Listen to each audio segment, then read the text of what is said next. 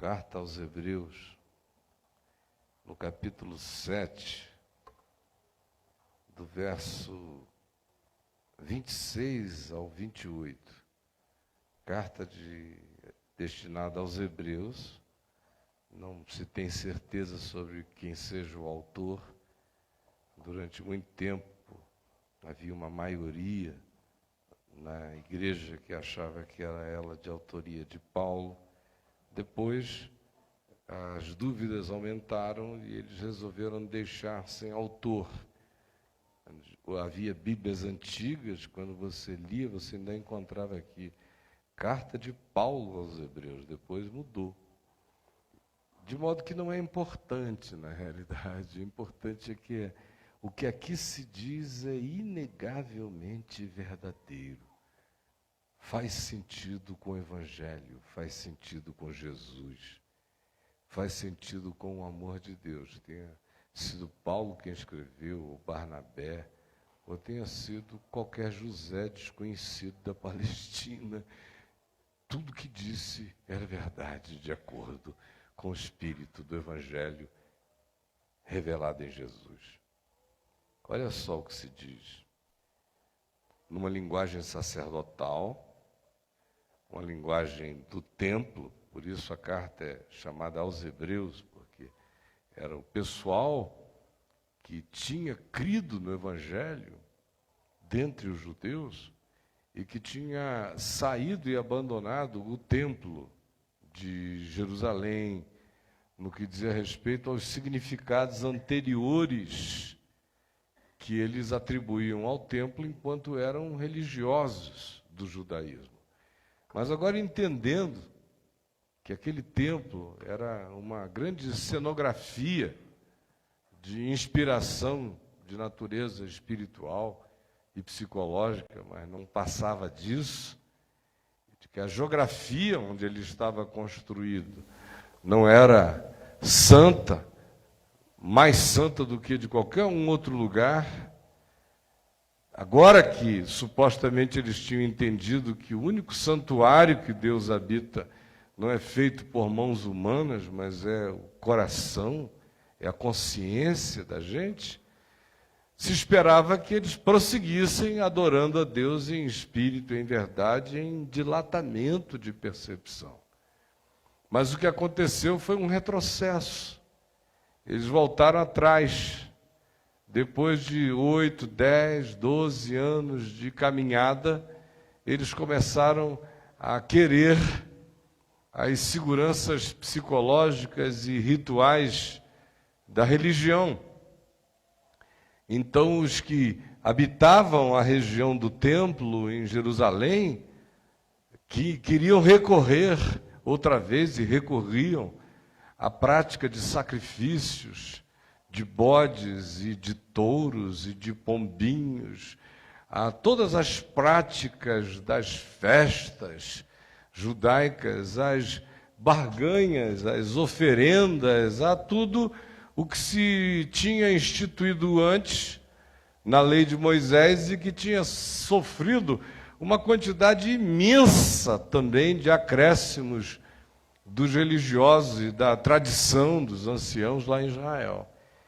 É porque esse pessoal que tinha crido no Evangelho, que tinha entendido que Jesus é o Cordeiro eterno de Deus que tira o pecado do mundo e de todos os mundos, e que tinha crido que em Jesus a revelação de Deus estava finalizada, e que tudo que não era como Jesus tinha ficado obsoleto, ultrapassado, e era para ser deixado de lado, não passava de arquetipia, de natureza psicológica, para compreensão daqueles aos quais a palavra de Deus vinha sendo dirigida, mas que agora, com Jesus, com o Emanuel, com Cristo entre nós, todas aquelas coisas tinham ficado no ambiente delas, no ambiente das sinalizações, das simbolizações,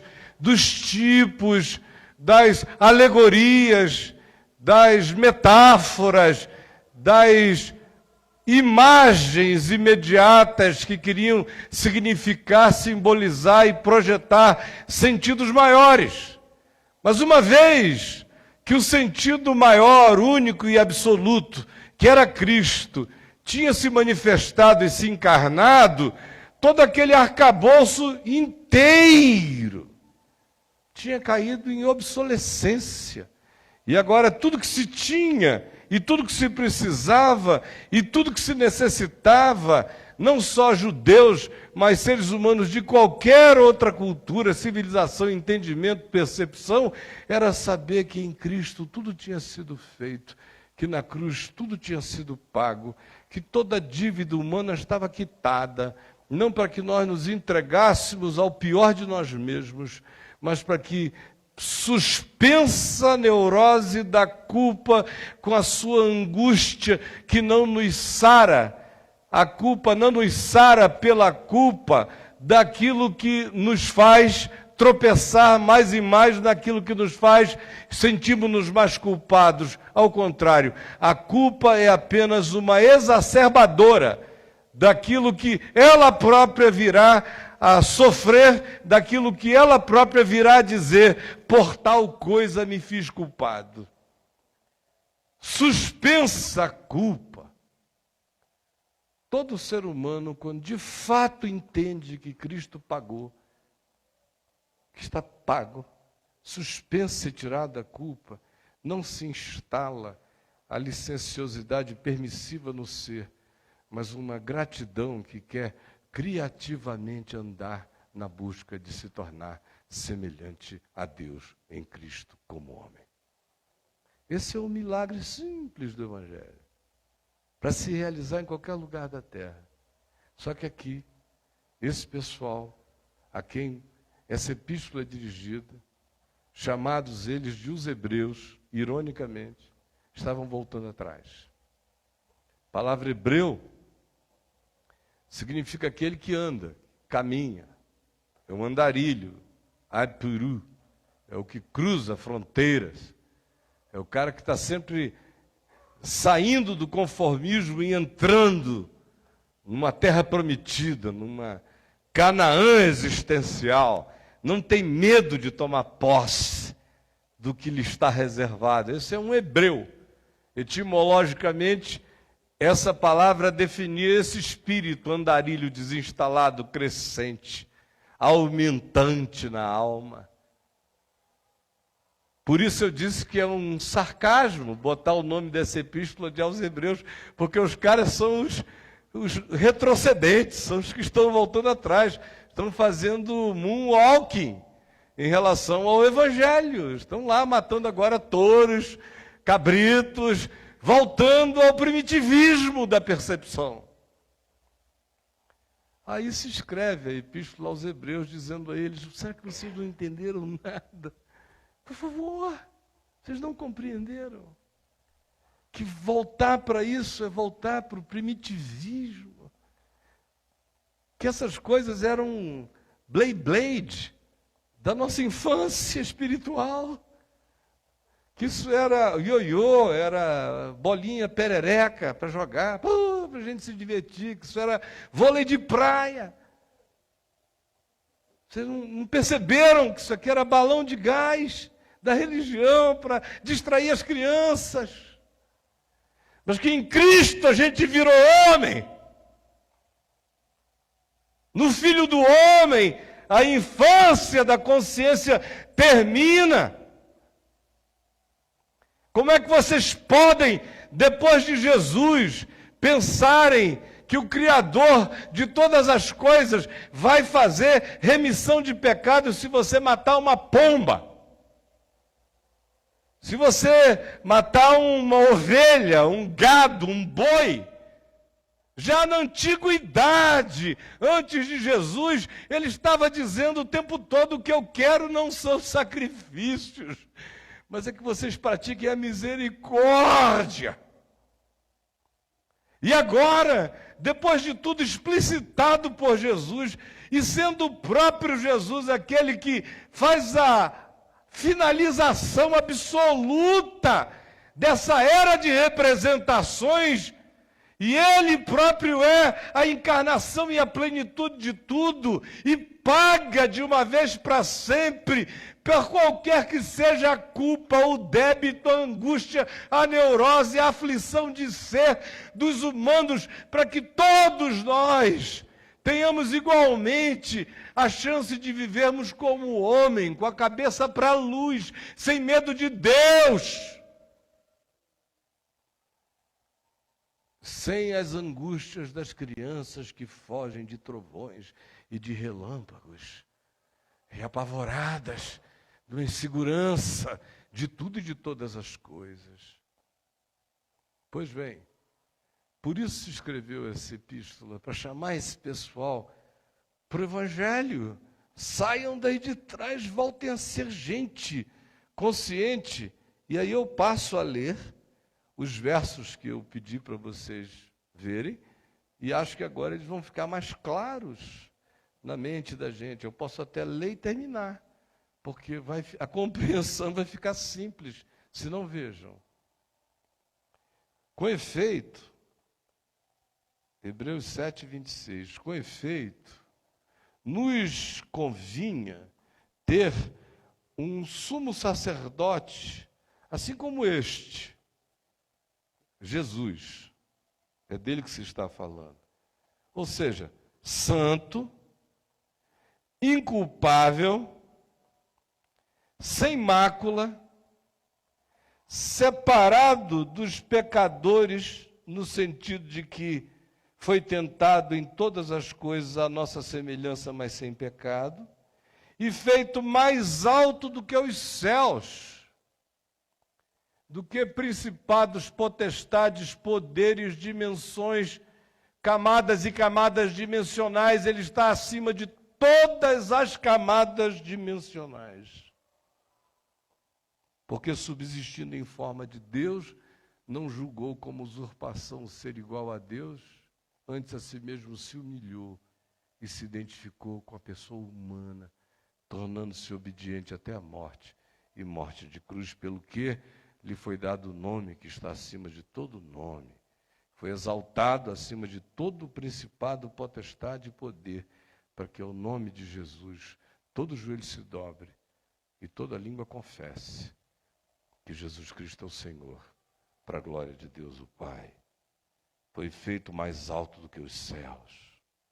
Sim, nos convinha um sumo sacerdote como este, que não tem necessidades, carências, de nada, nem de mim, nem de você, nem de culto, nem de canção, nem de sacrifício, nem de oferenda. É um Salvador resolvido, satisfeito, sem dizer, o que você está trazendo para mim?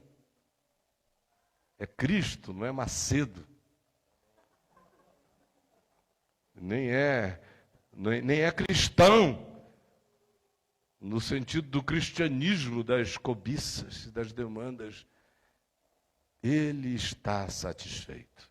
Não foi o que se disse em Isaías, capítulo 53, falando desse que daria a sua vida como oferta pelo pecado? Ao final se diz, ele verá o fruto do penoso trabalho da sua alma e ficará satisfeito, contente com o que completou. Está pago, consumado, está feito, não tenho carência, fiz. Nos convinha alguém como ele, que não tem necessidade. Como todo Salvador, um Salvador necessitado, a gente não sabe se ele está fazendo por nós ou para ter um retorno para a carência dele depois. Mas esse aqui não tem necessidade. Não precisa fazer isso e faz. Por isso é tão absoluto o desejo dele, o amor dele.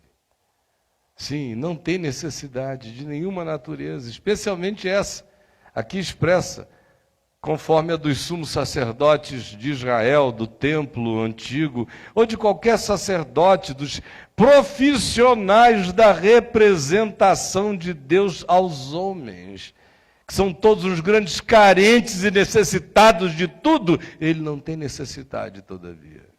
Sim, de nada e nem tampouco de oferecer, todos os dias, sacrifícios, cultos, orações. Primeiro, pelos próprios pecados do cara.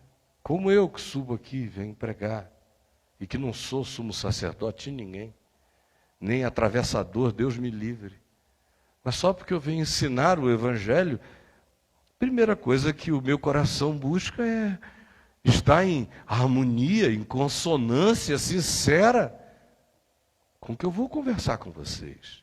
Não por um instante para depois surtar assim que eu saia daqui. Não, tem que ser a pavimentação da minha consciência, do meu dia a dia, do meu modo de ser mais livre e espontâneo.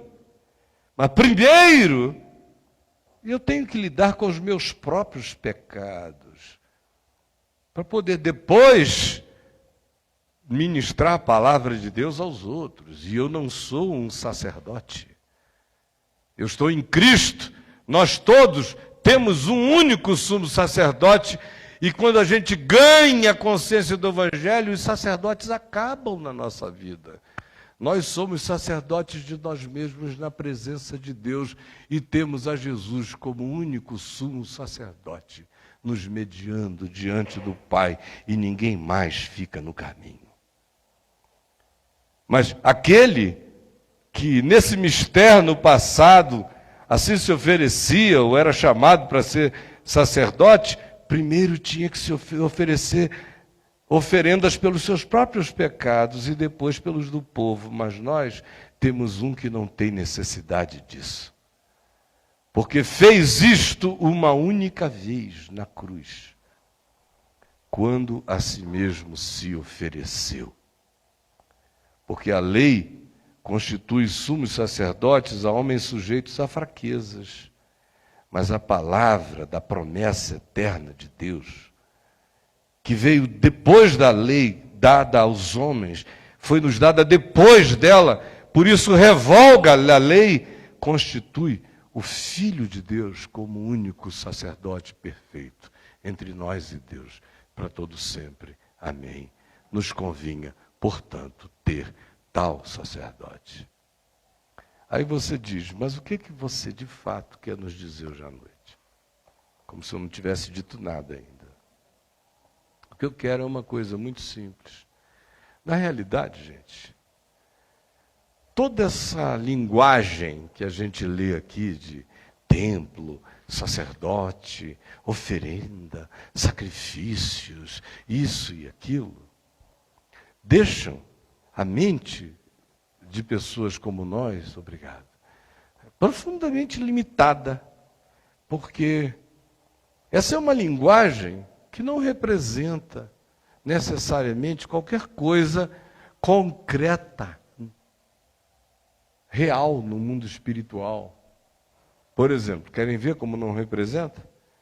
Na sociedade ressurreta, glorificada, descrita no Apocalipse, chamada de Nova Jerusalém, uma coisa que não se achou lá foi nenhum santuário. Portanto, toda essa linguagem aqui de templo, sacerdote, o Apocalipse mata essa linguagem. Acaba. Não tem futuro. Já não tinha aqui. Por isso que a epístola foi escrita dizendo, parem com isso acabou. E no futuro, o Apocalipse diz, João fala, eu entrei nessa ambiência eterna e não tinha lugar de culto, de santuário, porque culto é um modo de ser eterno em Deus. É só isso. Então, nós estamos só ainda falando de uma linguagem. Quando a gente fala de um sumo sacerdote, não fica com essa cabeça assim, toda vaticanizada, imaginando Jesus, uma espécie de Papa Francisco, assim, sabe? Super, absolutamente do bem, fazendo orações, o fulano está lá. Não, isso é só uma imagem antiga de como funcionava a arquetipia psicológica e espiritual dos judeus. Foi escrito para judeus, está trabalhando com códigos que os judeus entendiam há 2000 anos atrás. Nós não temos que ficar presos à estrutura, à edificação, à cenografia, ao presépio.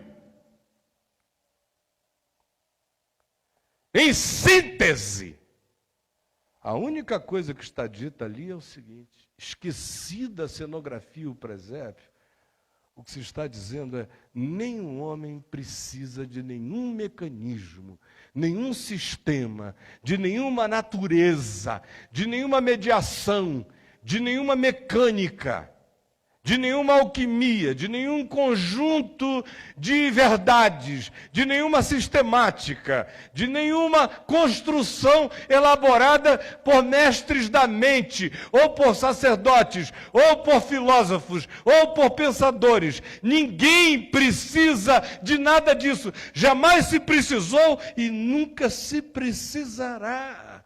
Todas essas coisas, se um dia elas existiram por causa da infantilidade, da imaturidade, da primitividade, da necessidade evolutiva de percepção da história. Mas a cada nova idade ou geração, à semelhança da nossa vida, se esperava que etapas fossem deixadas de lado, porque agora em Cristo, o que está revelado para todo homem é que não se adora a Deus em nenhum monte especial, em nenhuma localização definida. Não existe nada sagrado. Tudo é feito santo, se vivido, se pisado, se provado, se experimentado, com a mais inteira verdade de ser, sem auto-engano diante de Deus. Todos se tornaram aceitáveis por causa de Jesus. É isso que está dito. Acaba com necessidade de comprar pedra para fazer prédio, tijolo, cimento. Acaba com todo esse aparato de organização de representantes dos homens diante de Deus. Acaba com essa história do venha para a campanha do milagre. Acaba com o cristianismo. E de quebra com tudo que é religião. De quebra. Porque convida todo homem a andar em espírito e em verdade. Porque diz, tudo mais é de uma relatividade que já não serve mais nem para nos enganar como simbolização, porque depois de Jesus não dá mais. Depois de termos bebido da água da vida, não dá para a gente se contentar com água mineral lindóia. Não tem condição. Não dá para voltar atrás depois de certas percepções. Depois de certos entendimentos, não dá mais para ficarmos nos enganando. A alma não aceitará, uma vez iluminada, todo retrocesso. Experimentará a revolta, a depressão, a insatisfação, a aflição. E se você, na sua insegurança, se força a isso, é apenas para se perder, para se desinteressar, para se tornar depois, quem sabe, definitivamente cínico.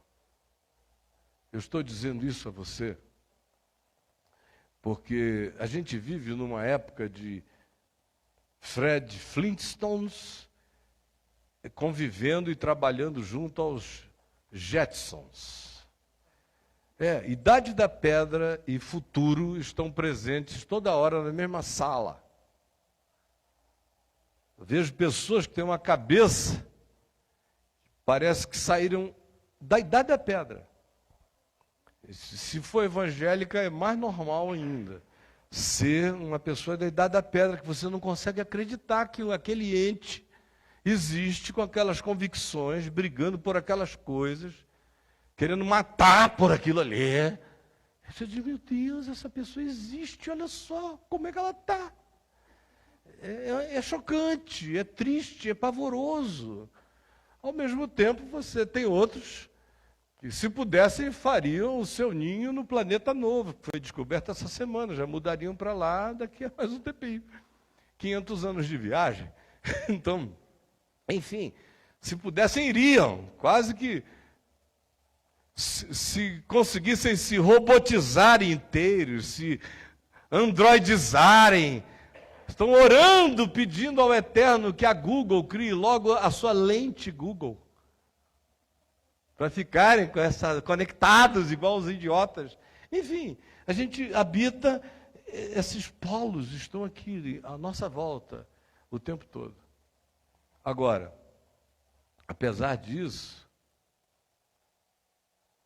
o que eu noto é que o primitivismo da percepção espiritual de todo mundo é basicamente o mesmo. Todos inseguros, todos precisando de representantes, de gurus, de intermediários, de intercessores, todos ao seu modo procurando suas visões de espiritualidade, mas com os seus profissionais da iluminação espiritual, sem provarem a liberdade dos filhos de Deus, de terem aquela paz imensa de se saber completamente reconciliado com o Eterno. Isso é que é a coisa mais maravilhosa. Eu estou reconciliado com o Eterno. Não existe nada. Dele para comigo nunca houve. Ele é bom. Todo problema com Deus foi meu com Ele, é meu com Ele, é o meu medo dele, é a minha fuga dele, é a minha vergonha dele, é o meu autojuízo imputado a Ele, é o inferno que eu crio dentro de mim e digo que Ele quer me jogar lá. Eu vou me matando em nome de Deus, sem querer me entregar a Deus, fazendo de Deus o meu diabo e frequentemente do diabo o meu Deus. E o Evangelho simplesmente vem e diz: destrua todos esses templos, arrebente todos esses altares, que não fique pedra sobre pedra, que não seja derrubada. Todos os montes sagrados sejam aplainados e que você, enfim, tenha na sua consciência essa certeza final. Me convinha ter um sumo sacerdote como esse. Não porque ele esteja com incensos, badalando incensos na celestialidade dia e de noite. Senhor, olha o Pai, olha o Caio. Não. Ele é Espírito. Ele é amor, Ele é luz. Ele não está andando em nenhum santuário, em nenhum lugar. Como diz o Apocalipse, não há santuário. O santuário é essa catedral de amor, na qual nós já estamos. Aí você vai sair daqui, o ônibus vai atrasar, o dinheiro é mais curto que o mês, os problemas vão continuar. As ameaças de culpa ou os agentes do medo vão insistir contra a sua vida. Mas não esqueça de uma única coisa. Você tem um intercessor definitivo. Há uma oração eterna que foi feita, está feita, é feita em seu favor e não é retirada jamais. O seu Criador disse: eu o reconecto a mim eternamente. É isso que Jesus disse, é isso que Jesus fez. E quem quer que tenha essa fé, não se agarra mais a homens, nem a estruturas, nem a superstições, nem a medos, nem a dependências, nem a profissionais do clamor ou da mediação. Quem quer que tenha ganho essa consciência virou herdeiro de Deus, co-herdeiro de Cristo Jesus. Se assenta em paz no seu próprio lugar e se sabe seguro eternamente em Jesus. Essa é a verdadeira Páscoa. É atravessar a gente daquele estado de escravidão amedrontada para uma consciência eterna de liberdade crescente. Porque Ele nos libertou do império das trevas e nos transportou para o reino do Filho do seu amor, no qual temos a redenção, a remissão dos pecados. Ele é a imagem do Deus invisível. Ele é o primogênito de toda a criação, pois nele foram criadas todas as coisas nos céus e sobre a terra, as visíveis e as invisíveis, sejam tronos, sejam soberanias, quer principados, quer potestades. Tudo foi criado por meio dele e para ele. Ele é antes de todas as coisas. Nele tudo subsiste, hoje e eternamente. Amém.